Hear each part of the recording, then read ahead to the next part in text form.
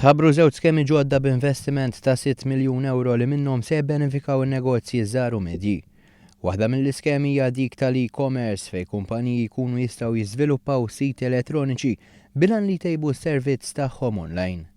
Steve Agius, uffiċjal mill-Awtorità Maltija għall-Komunikazzjoni qal li din l-iskema hija waħda importanti e kif l-internet sar mezz ieħor biex negozji jbiegħu s-servizzi tagħhom.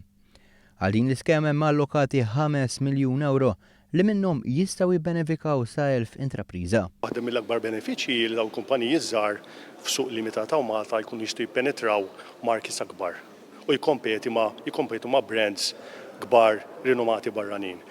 Issa l-awtorità biex tikkumplementa dawn il-miżuri li għadhom kemm ġew adottati llum ħadkun qiegħda tissettja portal online biex toffri training il dawn l-SMEs biex kun jistgħu mhux sempliċiment jistartjaw bil-preżenza tagħhom online imma jimmentinjaw dawn l-online portals għal perjodu twil. Negozji żgħar u medji se jingħataw għajnuna finanzjarja meta jirreferu għas-servizz ta' konsulenzja għal proġetti u inizjattivi. Kollox jistgħu jibbenefikaw 250 intrapriża minn budget finanzjarju ta' miljun euro. Dawn l-iskemi ta' għajnuniet lin-negozji żgħar u medji ntlaqgħu b'mod pożittiv mill-GRTU. Negozju dejjem isib tajjeb kull tip ta' għajnuna.